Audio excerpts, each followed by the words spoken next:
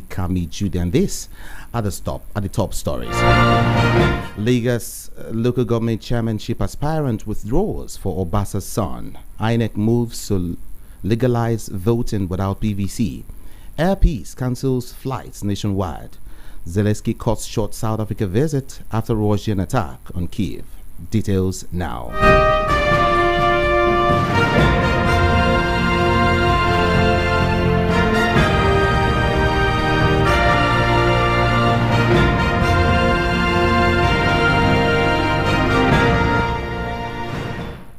The World News at 12 begins on the foreign scene, where Ukraine's President Volodymyr Zelensky has cancelled part of his first visit to South Africa after an overnight Russian missiles and drone attack on Ukraine's capital, Kiev.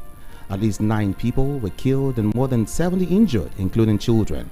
Zelensky said in a post on X that he would return to Ukraine immediately after meeting his South African counterpart, Cyril Ramaphosa, as part of a trip to ramp up diplomatic efforts. He added that the rescue operations were ongoing following the overnight attack and there was significant destruction.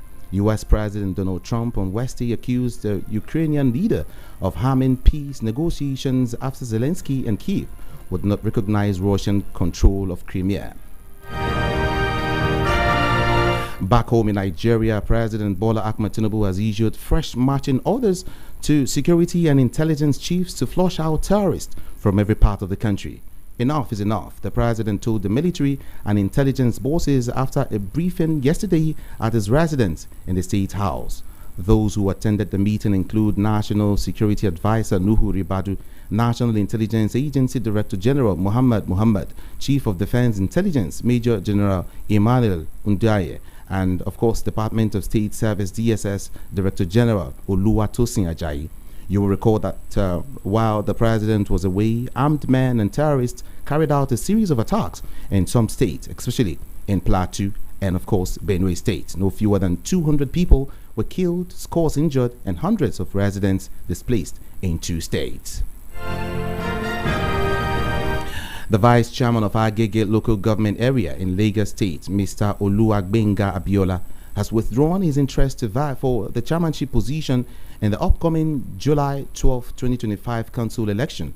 Abiola said he stepped down for Abdul Ganiu Obasa's son of the Speaker of the Lagos State House of Assembly, Mudashiru Obasa.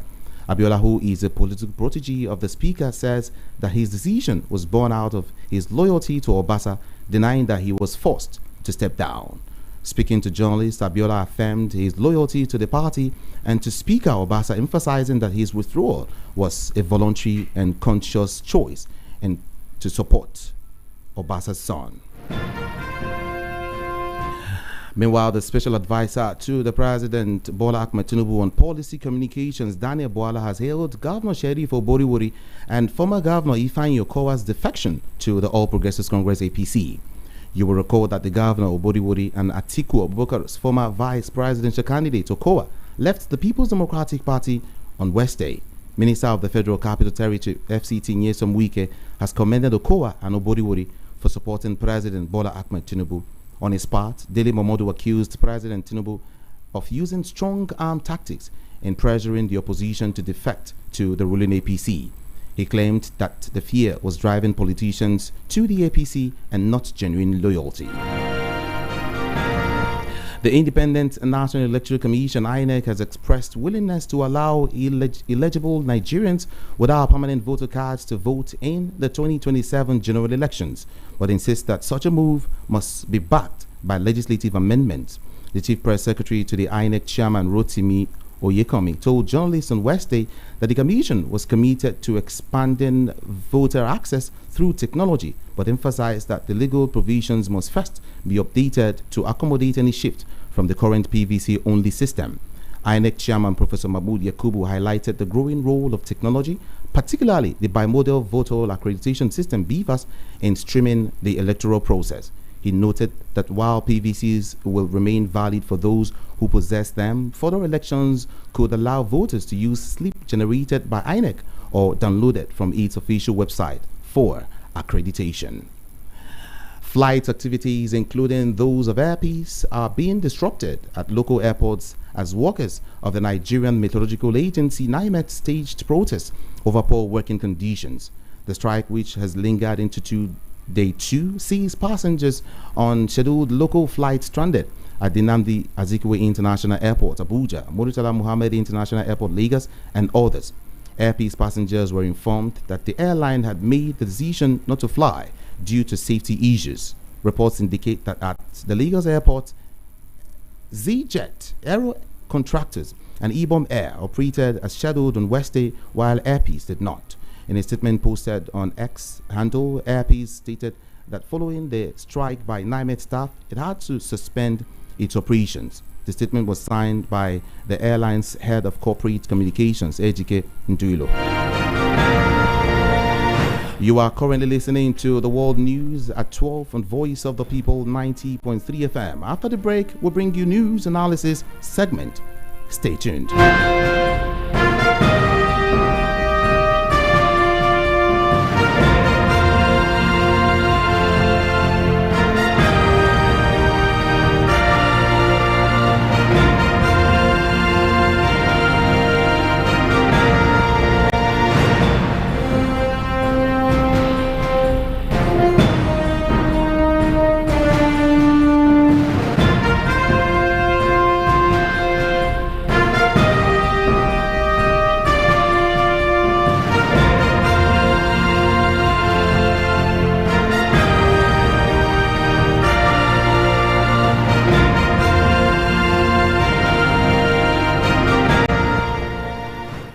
Welcome back, everyone. We are now in the news analysis segment, and of course, Peter Anosike is joining us live.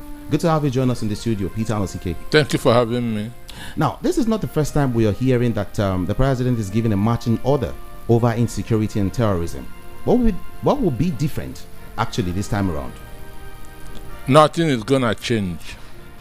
Nothing is going to change. When you have employed somebody for a job, and you are paying the person with taxpayers' money, the person don't need any other marching order. When you employ somebody, you have employed that person to work. He doesn't need any marching order. So for me, marching order is just a political statement. It is not going to change anything. The truth is that this government has no answer to insecurity. Now, when you were reading your foreign news, you talked about Zelensky canceling his trip to South Africa because 9 people died in Kyiv. But over 200 people died in Nigeria, and Tinubu did not cancel his visit to France. So this shows you somebody who feels for his people and another who doesn't. So for me, he just wants to show that I've come back, I'm doing something. But the truth is that he's not doing anything. This marching order will still be given before end of June, because they know what is happening, but they don't have any political will to stop it. I have said that in one of the programs that those herdsmen that are killing people, they are not the owners of those cows. Politicians are the owners of those cows. It is the same politician that gave them that gun that they are using. No herdsman can afford to buy AK-47. Okay. How much is he being paid?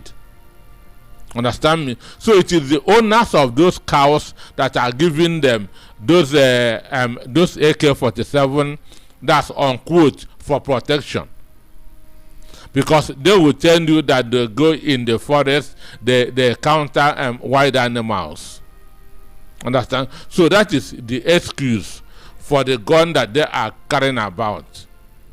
But hunters in the village kill all sorts of wild animals without using an AK-47. So government know what is happening.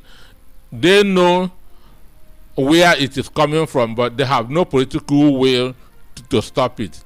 As I've said earlier, why Tinubu remained in France, why 200 people, over 200 people were killed in Benue and in Plateau State is because it is those who deserve to be killed that were killed. Assuming it is people who are untouchable, Tinubu would have cancelled his visit and returned. Imagine what happened in Urom in Edo State. Within 24 hours, more than 30 people were arrested and taken to Abuja. Within 24 hours, more than 30 people were arrested in Edo and shifted to Abuja. But if you remember the Agatu killings in Benue, up to today, we've not heard of anybody that was arrested, anybody that was tried, or anybody that went to jail. Is it that you don't believe in this administration? You don't believe in a security system in this nation, or you feel that they don't have the wherewithal to tackle insecurity head on? I always differentiate between willingness and capacity. APC government don't have the capacity, one, and the willingness to tackle insecurity. These are two issues. Somebody might have the capacity. Capacity means ability to tackle an issue. Then willingness, the decision, let me do this. But this APC government has no capacity and has no willingness to tackle insecurity because they are protecting those causing this mayhem. When the National Security Advisor visited Benue State, he said that the Tinubu administration inherited a terrible bad government. I'm quoting what Nuhu Rebadu said, that the Tinubu administration inherited a very terrible government with regard to insecurity. Mind you, one of the main reasons that Buhari was voted in 2015 is that they said that Jonathan is a civilian and doesn't know how to handle security, but that Buhari, as a retired general, can handle security very well. That's one of the reasons that they deceived gullible Nigerians. They did not deceive me. They did not deceive me, and they cannot deceive me. So they deceived gullible Nigerians with two reasons: that Buhari is a retired major general. Buhari fought Matesine to a standstill, so he can handle security very well. But what have we seen with regard to insecurity? It is the same Nuhu Rebadu who campaigned for Buhari in 2015 that is now telling us in Nigeria in 2025 that Tinubu inherited a terrible government with regard to insecurity. So this shows you that there's no consistency in this administration. They don't have any answer to this insecurity. This marching order, before end of June, Tinubu will still give another marching order. Are you sure? Watch it. What will happen will continue to happen because they don't want to stop it. What will happen will continue to happen because they don't want to stop it. Well, many Nigerians have actually accused the ruling party APC of only seeking to hold political position for gains. Sometimes people want to make reference to Obasa and Miranda's issue. Now, would you say that APC is using political positions, as it were, to compensate their loyalists, while Nigerians languish in hunger and poverty? When APC was being formed in 2013, 14, 15, their mission is simple. PDP has ruled for 16 years. We must also rule for 16 years. So the interest of the people is not their business. The welfare of the people is not their business. That is why 200 people will die in Nigeria and Tinubu will stay comfortably in France. The welfare of the people is not their their business. Their concern is to rule there for 16 years because PDP ruled there for 16 years. That's their agenda. That's their mission. That's their vision. Well, whether we like it or not, the people will still need to vote to elect their, preferred candidate or chairman. But a lot of political, analysts have predicted that the APC will sweep a lot of seats, if not all, in 2027 due to their, popularity and, of course, their strategy. Popularity is out of it. APC can never be popular.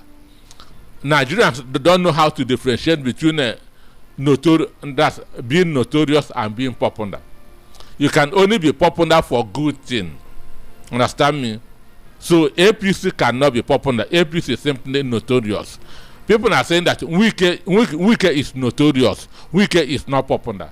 So there's a very big difference between being notorious and being popular. APC can never be popular. Well, I am not saying I don't want to tow your path, but then I feel one can be popular. You can only be or negative. You can be popular only on the positive side. You can be notorious on the negative side. So we should know how to differentiate this. Understand me? We cannot. P2B is popular.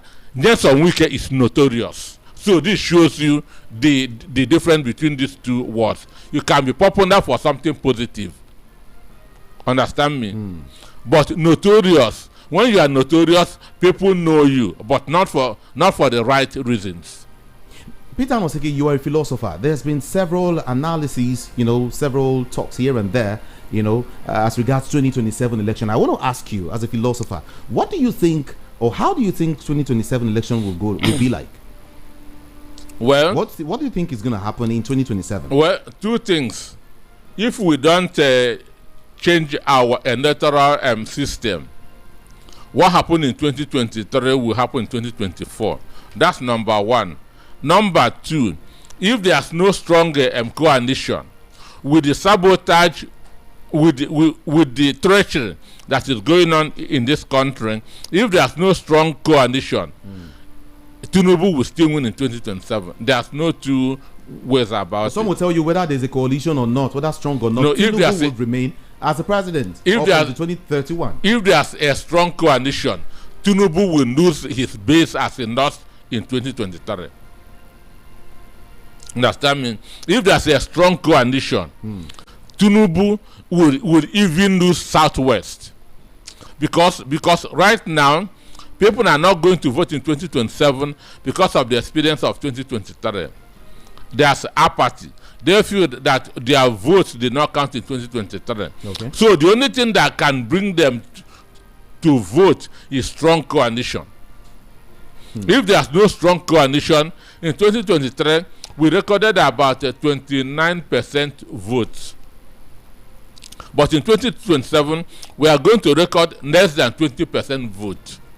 Because there are going to be strong apathy if there's no strong coalition. Now, listen to this. Dele Momodu accused the president, Bola Ahmed Tinubu, of using strong arm tactics in pressurizing the opposition to defect to the ruling APC. Now, he claimed that fear was driving politicians to the APC and not genuine loyalty. Do you agree with Dele Momodu? 100%. Because for me, I don't see anything enticing in APC. We measure performance of government by the quality of life of the people. So when we do an appraisal of Tinubu's 2 years in office, would any right-thinking person give Tinubu up to 30%? The answer is no. If there's a referendum on Tinubu's 2 years, would any right-thinking person, would any sincere person, would any person with conscience give Tinubu above 25%? The answer is no. So then what is driving people to APC? It is fear. Because there's nothing good in APC. What is the quality of life of Nigerians under Tinubu's 2 years? What is the quality of life of Nigerians since 2015? We have been going from fire to fry pan. So what would entice any right-thinking person to APC except fear?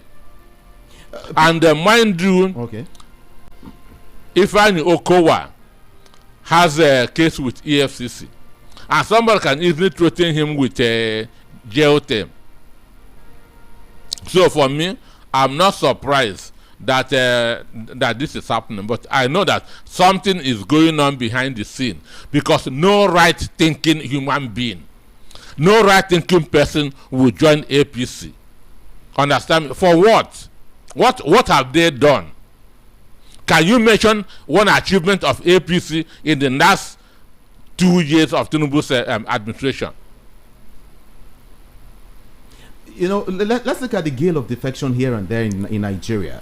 One would wonder, what could the president have, you know, over the governors and some of these persons that he is pushing them, so to speak, to move from their party to the APC? Well, it is one, it's a selfish interest. An instance, if you read what Pastor Ono, or whatever is his name, of Akwa Ibom said, he said, if I support Tinubu in 2027, Tinubu will support me. If I support me at the federal, Tinubu will support me at the state. Which means his interest is how to secure his own second term, not the interest of the people, not what his people are going through. Understand? So these governors, what is driving them is their second term ambition, and not the welfare of the people. Peter Nosike, let's look at it critically. Could this be could these plans, you know, of defection be the reason why the PDP governors refuse to join the coalition? A lot of them don't have the interest of the people at heart. Understand me? A lot of them are cowards. A lot of them have skeletons in their cupboard. So this is what is pushing them there. One, some of them have skeletons in their cupboard. Two, they are not sure of winning election in their party now, so they feel that they will be more secured in APC in 2027. Then three, for those in the southeast, what Tunde Yusuf did to Omahi, Ben Ayade, Rutimi Amechi, that game is being played again, because in 2023, in 2022, one Tunde Yusuf promised Dave Omahi, if you cross over to APC, we will give you a presidential ticket. The same Tunde Yusuf promised Rotimi Amechi presidential ticket. The same Tunde Yusuf promised Ben Ayade, the former governor of Cross River State, presidential ticket. So all of them cross over to APC. So right now there's a game going on behind the scene, that in 2031 that the northern presidential candidate of APC will pick somebody from the southeast. Understand me? Okay. So governors in the southeast want to cross over so that it will be them that will be picked as a vice president. Oh, really? So this is what is going on. So this is why some of them are showing interest in crossing over to APC. As again, selfish interest, not the welfare of the people. So it means the APC, whether you will like it or not, the APC is sweeping, you know, all states, as it were, because we have just about, I think, 8 states, you know, not being controlled by the PDP. For me, the truth is that the governors don't control all the people. The governors can only rig elections. They don't control other people. An instance, I am from Abia State.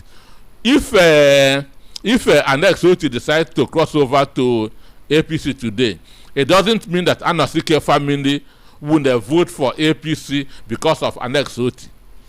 This is what everybody should know. So they are crossing over for themselves. Understand me?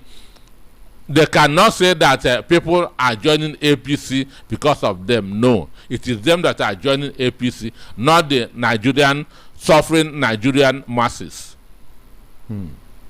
Let's talk about the PVC issue and, of course, the election, because we know that even with the PVCs, many Nigerians are apathetic towards elections. of course, But then, will this phasing out help curb the apathy? It will not.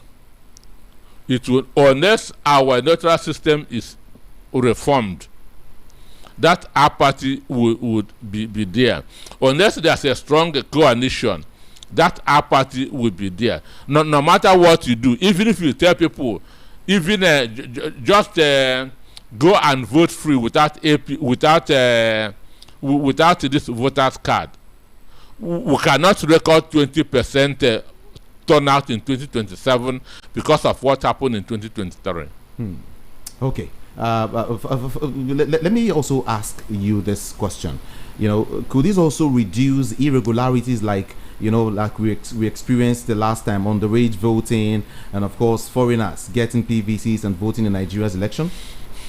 Well, it's not going to reduce anything because Nigeria borders are porous.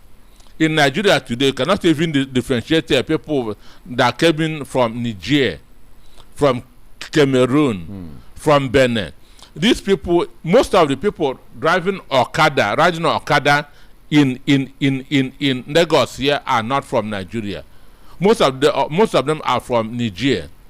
Most of their bookies sending things in Nigeria are not from Nigeria. They are from Niger, and all of them have NIN and the PVC.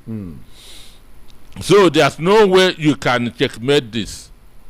Understand me? So whatever they are doing, for me, they just want to get money to share, because in INEC there's no accountability.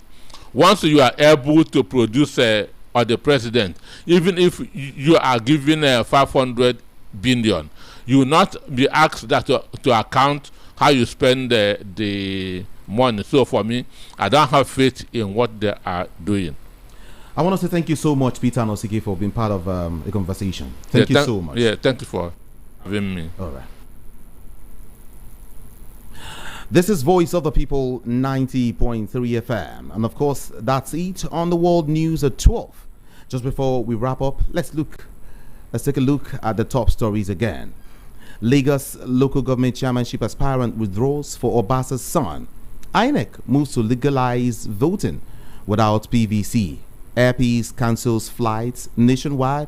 Zelensky cuts short South Africa visit after Russian attack on Kiev.